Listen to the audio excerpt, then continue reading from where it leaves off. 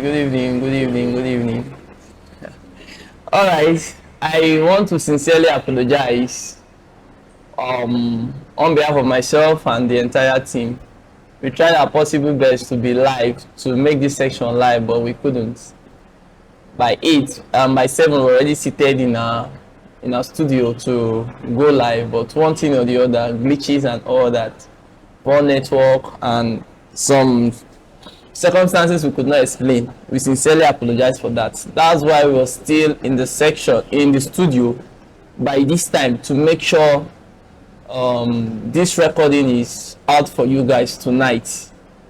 This recording is out for you guys tonight. I want to thank you guys for your patience, for your belief in us, and also my team for their dedication to actualize this. Despite the back and forth movement, we're still making this a reality. Thank you so much. Without further much ado, we will move over to the next. I still remain Mr. Flens, the lead creative at Flens Studios.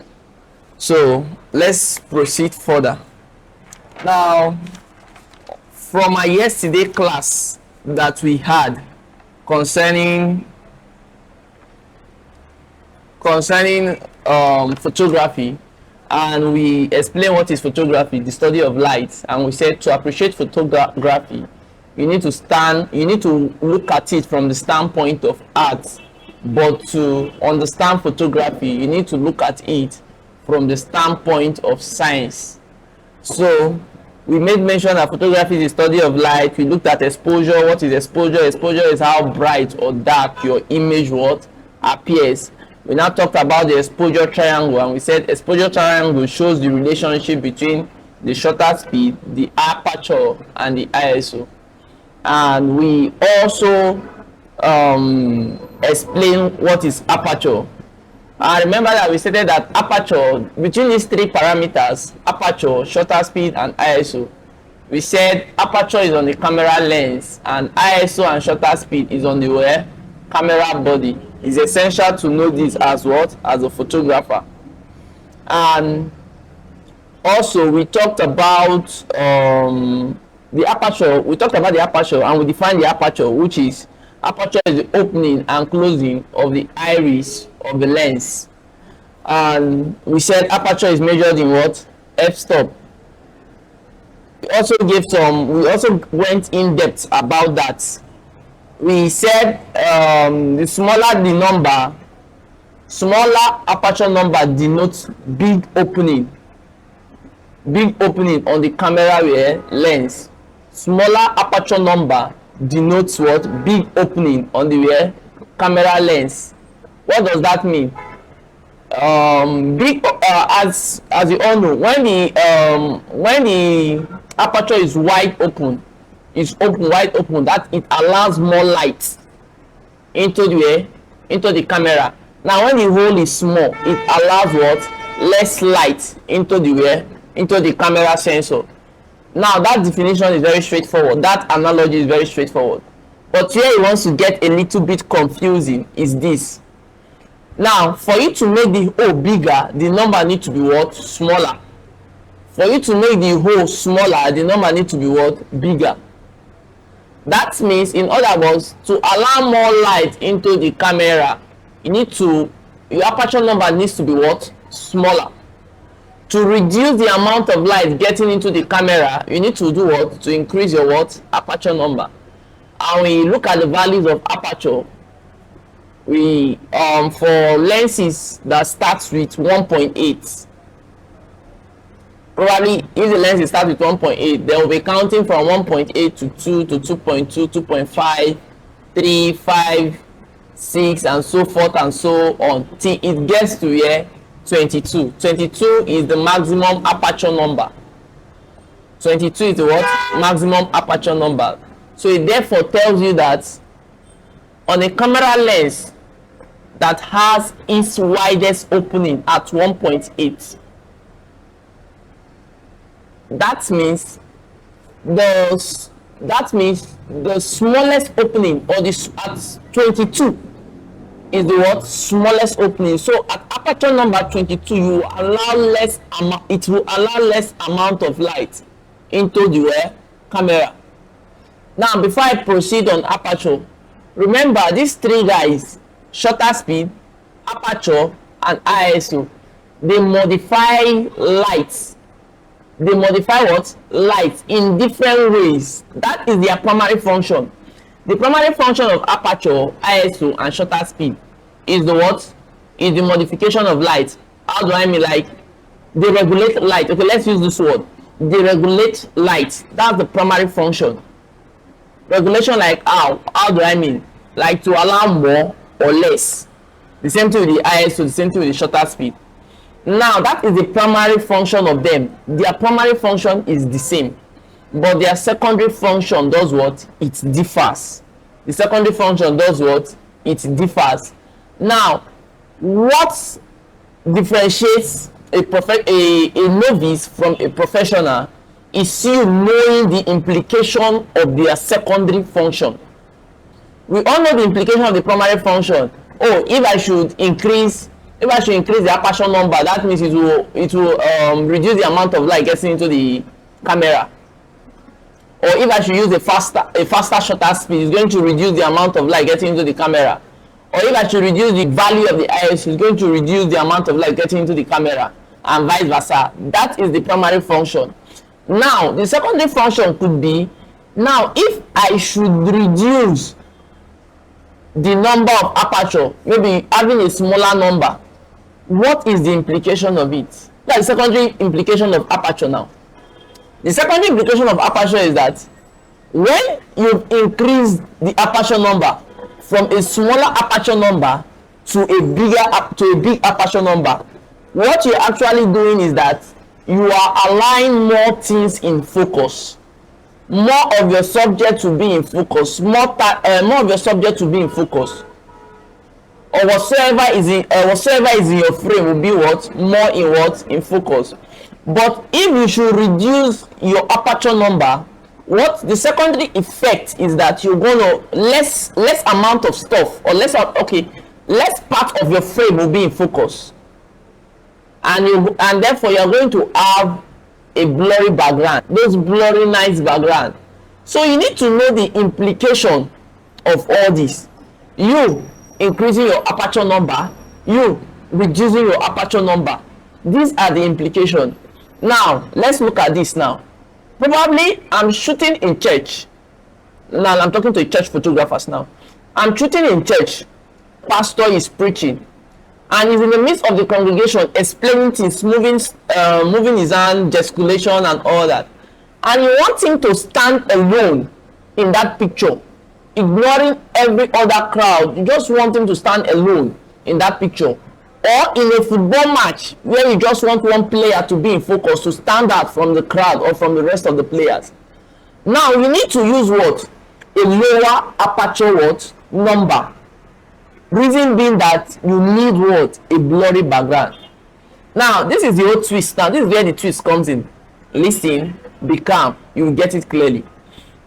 Now you now know that if you should use a smaller aperture number just because you want a bouquet, just because you want a blurry background, that means more light is going to come into your camera, and by so doing, if the light coming into your camera is excessive, that means you need to use any of the other two guys to compensate what? The amount of light coming in. Is it understood? Do you get? Yes, the whole twist. Now we all know the primary function, as I said earlier. I'll raise it up. I'll just raise my aperture up. I want to cut down the light. Oh, I need more light. I will drop down the aperture number because of what? You need more light. But now all those actions you're taking is having what? The secondary effect on your pictures. Fine, you're shooting a group of people. You're shooting a choir. Let's say a choir of over 20 or over 30 people, over 50 people, a mass choir of over 100 people.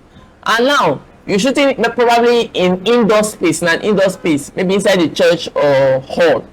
And you are reducing your aperture number because you need more light to come in, because you need the aperture hole to be big, to be open, to allow more light to come in.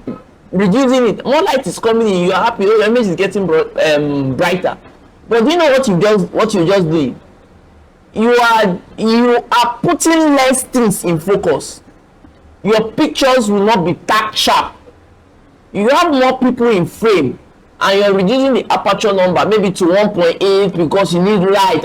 Everywhere is dark. You increase the ISO, you increase your shutter, and yet everything is not giving you are not having the exposure, the right exposure you want. And you started reducing your aperture number, opening the hole to allow more light. By so doing, you're going to have some set of people in the frame is going to be blur. Yes, it will be blur. But if you want your picture to be tack sharp, to be in focus, you need to do what? Raise the aperture number. Then maybe you compensate that exposure either with your shutter speed or with your what? With your ISO. Or in some extreme situations, what do? You introduce what? External lighting. So up is being cleared. You are cleared about the secondary effects about the aperture. Now let me make this one more analogy. Now probably you're in a garden. You need a beautiful picture, a portrait picture of just you in the garden, and probably you want everything to be blurred. This is one. Now I'm going to share two secrets now about you getting a blurry background. Two secrets. One, for you to get your background to be blurred, the first thing you need to do, you reduce your aperture to allow more light. And probably if the light is too much, maybe in a sunny environment or too much light in the environment, you compensate it with other parameters of the exposure triangle. Probably you are now shooting at 1.8 in a smaller aperture number, your background will be blurred. That is one. Now secondly, your subject needs to be farther away from the background. Your subject must not be close to the background. The farther your subject is from the background, the more blurry your picture becomes. You understand? Now you've gotten these two analogy about having a blurry background, a blurry nice background. One, you have to take your aperture to the lowest it can. At least at 1.8, at 1.82 is fine, you get the blurry. The lowest it can, the lowest your aperture can go, the better. And remember, we said aperture is on the lens, so that means it depends on the kind of lens you are using. If the lens can't afford to go beyond 2 or maybe 1.8 or 3.5, now it's from the lens, not your camera. So that's what makes lenses more expensive. The more they can get to a lower aperture number, the more expensive the lenses becomes. Lens of 1.2 f-stop is more expensive than 1.8. 1.8 is more expensive than 4. 4 is more expensive than 6.3. Giving the focal length constant. Giving the focal length what? Constant. I know how I said this. I know that some professionals is going to understand me. But as a novice, as a beginner, stay with me. With time, you get to understand this. Now, the whole idea about aperture is clear. Now, let's move over to the next one. The next one is shutter speed. Now, what is shutter speed? Take note. Let me tell you what is not shutter speed. What is not shutter speed? Shutter speed is not opening and closing of the shutter. Shutter speed is not the opening and closing of the shutter. What then is shutter speed? Shutter speed is the time taken for the shutter to open and close. Shutter speed is what? Is the time taken for the shutter to do what? Open and close. I'm speaking to beginners now because this course is beginner friendly, and I want to let you know is that if you understand this theoretical aspect I'm trying to explain, forget it. Your outdoor pictures, your church pictures and all that is going to be beautiful. I know what I'm saying. Now assume a shutter as the door in the camera. Assume what? A shutter as the what? Door in a camera. Now if we say shutter speed is the time taken for the shutter to open and close, and we say shutter is a door, so now if we open the door and leave it for 5 seconds, what happens? We are assuming that more light will come in. If we open it for 10 seconds, more light than that of the 5 seconds will do what? Come in. You open it for 20 seconds, the same thing. It's as simple as that. So you having that understanding you having that understanding can be able to tell when to reduce your shutter speed and when to do what? Increase your shutter speed.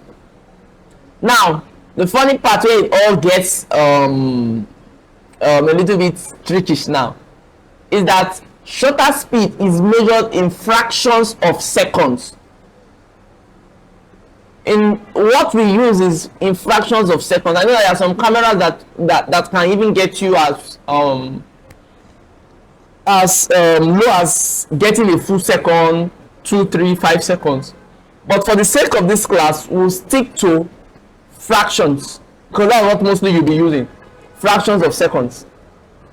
And now get the whole twist. Whole number 200 is smaller than 400. 400 is bigger than 200. But in fraction, reverse is the case. 1/200 is bigger than 1/400. Yes, in fraction is like that. Let me explain. Why is it so? Assuming you have one orange, you split it into 200 places. You have another one orange, same size, you split it into 400 spaces. Now, when you lift those pieces of that of the 200 and that of the 400, which one will be bigger? That of the 200 will be bigger than that of the what? 400. So that's why 1/200 is bigger than what? 1/400. So in fraction, the smaller denominator is bigger than the bigger denominator in fraction. This is a beginner friendly course. I'm explaining it to the simplest form. I think I'm explaining to the simplest form you can understand. Using live practical sections to make sure that live practical analogies to make sure you can get it.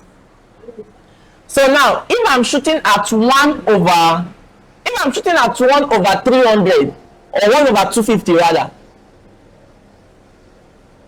Remember that 1/250 is what? Is bigger. Yes, it's bigger.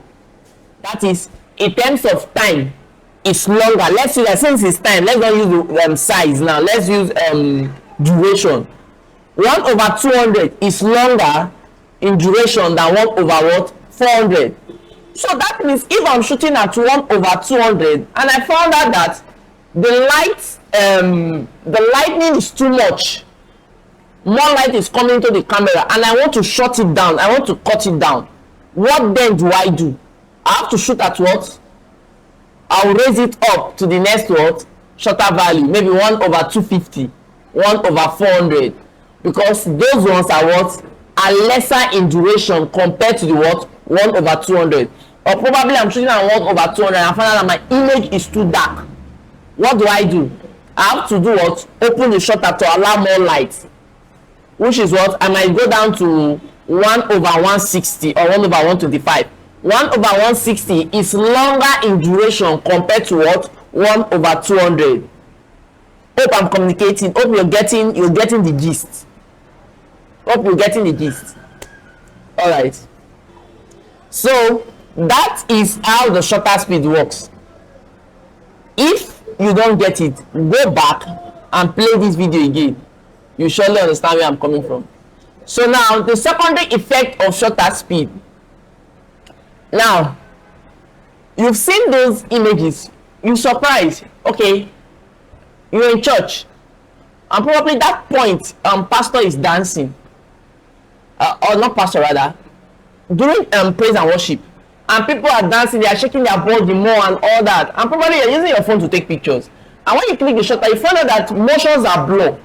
The hands are blurry, the legs are blurry. If they are shaking their head, their face become as if it's dragging, like it's blur, is dissociating. Let me use that word. Now, that is a secondary effect of shutter speed. It's a secondary effect of what? Of shutter speed. Now, what does that mean? It's trying to tell you that your shutter speed duration was too long. It was too long. So you need to use what? A duration that is what? Short. A duration that is what? Short. Or in other words, a duration that is fast. Now when you have those blurry, let me come again. When you have those blurry motions, hands dissociating and all that, what is your camera telling you? It's telling you that the motion was too, the shutter speed was too slow. Increase me, make me faster. That's what the shutter speed is screaming. Make me faster, and what will I do? I will freeze it for you. That hand will not be what? Dissociating anymore, not be blurry anymore. So blurry motion is caused by what? Slow shutter speed. Probably you're shooting with a shutter of 1/50. You're shooting with a shutter of what? 1/50. Now, and you take a picture of people dancing and you find out it's blur. What do? Are you going to go to 1/30, or you're going to maybe step up to 1/80? I'm waiting for you. Simply means that you need to go higher by increasing your shutter speed, or by making your shutter speed more what? Faster, which is what? Taking it higher above 1/50, maybe 1/80. You run a test shoot again. Are you still having a blurry motion? If yes, you increase it again, 1/125 or so. All right, that's for the shutter speed. And also, let's make one more analogy. Now, maybe if you want your shutter speed to be blurry, there's sometimes you want to take a picture of a waterfall, and now you don't want it to be that crisp sharp, but you need that flowing motion of the waterfall. What do? You need a what? A slow shutter speed compared to the what? To the fast shutter speed. So now this is it. Slow shutter speed, what does it cause? It causes what? Blurry motion, which sometimes is beautiful depending on the kind of photography, depending on the concept you're shooting or the kind of photography you're doing. Now, secondly, a fast shutter speed freezes what? Motion. In terms of all those eye spot activities, movement, dancings and all that. So you need to raise your shutter speed what? Higher. What does it do? It freezes motion. Now, getting the shutter speed, getting the aperture to your understanding, after this, I feel that the ISO is a walk away. Yeah. Now, what is ISO? ISO is the camera sensor sensitivity to light. ISO is the camera sensor sensitivity to light. So that means if you increase your ISO value, your camera sensor will be more sensitive to light. That means it will accommodate what? More light. ISO value are from 100, the basic ISO value from 100, you have 125, 160, 200, so forth, 400, 600. Some camera can accommodate up to 4,000, 6,000. Some camera can go as high as 40,000, 80,000, depending. Now, there are some extreme camera, more expensive camera that can go below ISO 100. They can get to ISO 80, ISO 50, ISO 60. ISO 60 before ISO 50. So, and one thing you have to know that once the ISO value can get that low, 50, 60, 80, the camera becomes what? More expensive. At least at 100, all DSLR or mirrorless camera can get up to 100. So with this basic understanding of this exposure triangle, you can see that before you take a photograph, you have to ask yourself a question. What do I need about this photograph? Do I need everybody to be in focus? Do I need a more focused image, a more sharper image? Or I need something, I want to compromise that for what? The bouquet, the blurry nature of the background. It's as beautiful and it's as simple as that. All right, remember the essence of this class is the essence of this class is to cover both photography and what retouching. A very quick one now. We'll be moving over to retouching to see what we can do. A very quick one. We'll be moving over to retouching very soon. Very soon we'll be moving over to retouching to see what we'll be able to achieve.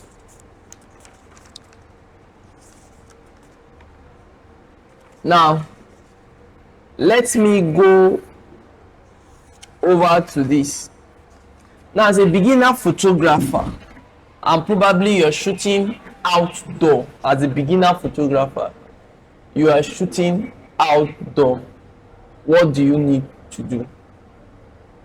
First, let me just give you some range of values. Probably you build from this.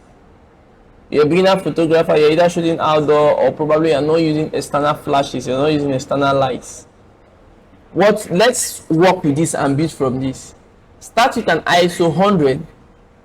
Start with a shutter speed of 125 and open your aperture to the widest 1.8 for lenses that can get as low as that.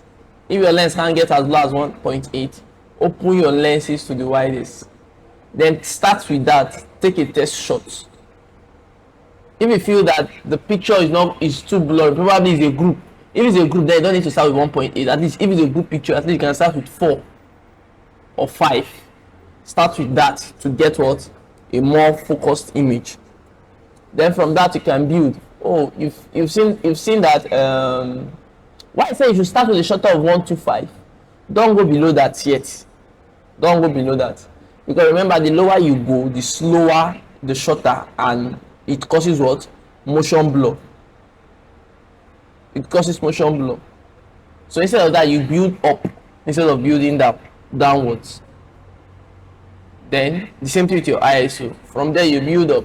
You notice, oh, is my image underexposed? You increase the necessary things. Now, also get this point now. The first two things you should think of working with is your shutter speed and your aperture. The first two things you should think of adjusting is your shutter speed and your aperture. Then after doing this, after making compromise on this, and you feel that, oh, there's nothing you can do again, then you can fall back to your what? ISO. Now, extreme raising of your ISO value is going to cause what? Noise. It's going to cause noise on your image. So raising your ISO higher causes that. Okay. Now, once you open Photoshop now, probably you're opening Photoshop for the first time. This part of the screen is having so many projects I've worked with. You can see my mouse will all be empty. But these have been my past projects I've been working on. And you can see that they are still stored here in case I want to have a revisit of it. Now,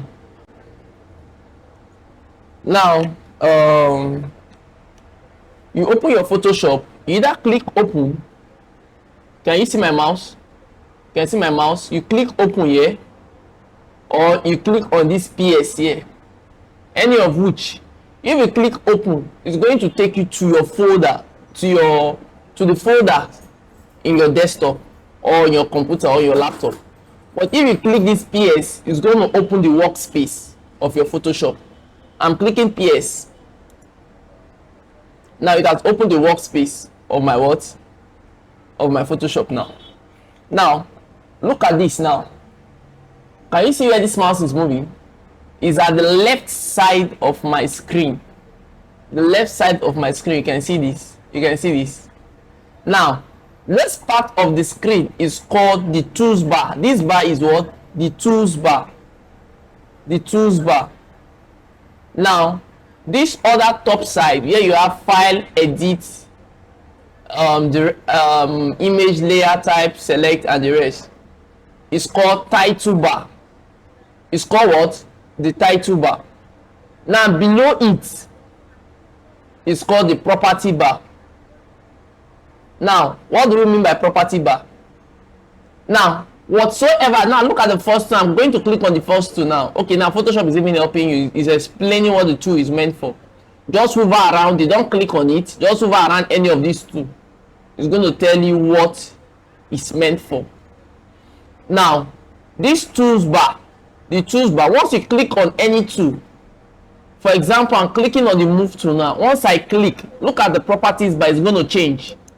You've seen it, it's going to change. So this property bar is showing you the properties of each of these two you're clicking on. If I continue clicking down, the properties bar is what is changing. The properties bar is what is changing. You can see the properties bar is what is changing. Now let's learn how to import images to our computer. You can either use the shortcut, which is Ctrl O, or you come to File and choose Open. It's going to take you to your desktop. Then from here you navigate where you have the file.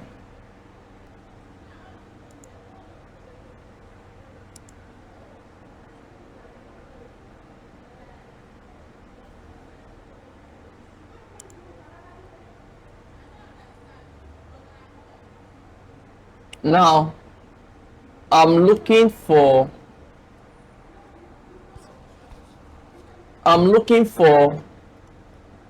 a particular picture of mine, of client of mine. Is my audio out? I'm looking for a picture hearing.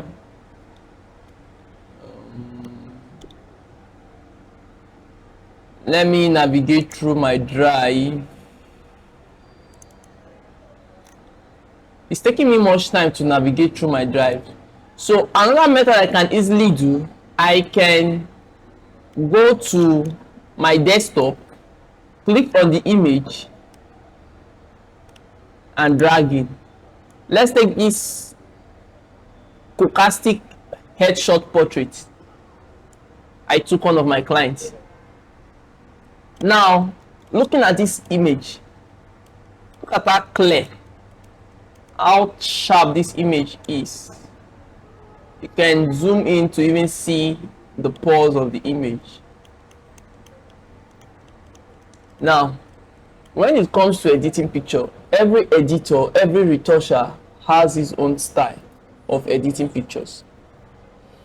So now for this picture, how I work on my pictures, I first of all work on the background, then before the image itself.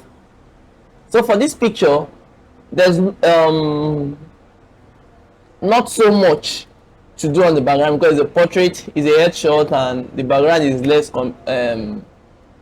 is less having problem. So what do we do? What do I do first when I want to edit? I'll first of all separate my subject from my background, then work on the background separately, then afterwards which I work on the what? On the subject.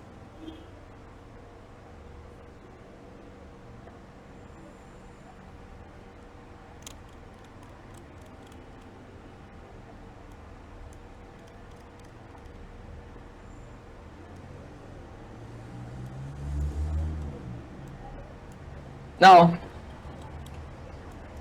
what do I have to do? I will duplicate. It's normally advised that you don't start with the background layer. What you normally do, or what you actually do, you first of all duplicate your layer, then work with the other duplicated layer. In case you've destroyed the image you're working on, so that you can have something to fall back to, which is the background image. So from here I will duplicate the layer, which I've done so. Look at it here in this layer panel, which I've done so. On my toolbar, first, second, third, you're seeing it 2 there, lasso 2. The fourth one, object selection 2. If you right click on each tool that has a little drop down arrow there, or a little drop down triangle there, it's going to give you other kind of tools that is available there. So we are going to choose the quick selection tool. Quick what? Selection tool. Once you click on the quick selection tool, you will notice that the properties bar has changed. So what do? We select subject. Now this is kind of an AI feature. Automatically Photoshop reads the what? The image and try to figure out which is the subject. In most instances where the outfit and the image clearly stands out from the background, Photoshop will do a perfect work. But there are some instances where the outfit of the subject is almost blending into the background. Photoshop is not going to do all it's not going to give you that 100% neat job. You still need to trace it yourself to make some adjustments. So what am I doing now? I'm zooming in to make sure Photoshop did a nice job.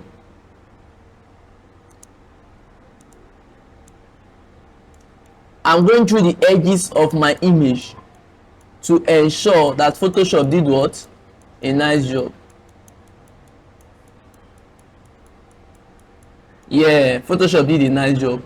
Now you can see that my background clearly stands out differently from my subject. How do I mean? Now looking at my image from the background, you can see that it clearly stands out. That's why Photoshop did a nice selecting job.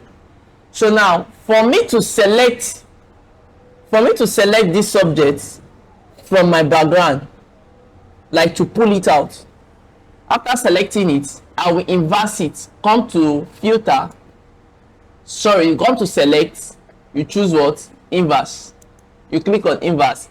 It has inverse the selection. What does it mean now? Now the selection is no more on the subject, it's now what? On the background. It's very important. Take note of this step. When you're done with that, you click select and max. And now you come to your select and max panel. Hope you're seeing my mouse how it's moving. You tick the contaminate colors. You come to this point, and now what do? You're trying to refine the hairs so that after your job being edited, you're not going to have sharp edges around this hair. You're going to have a properly selected hair from the background. You brush around those areas.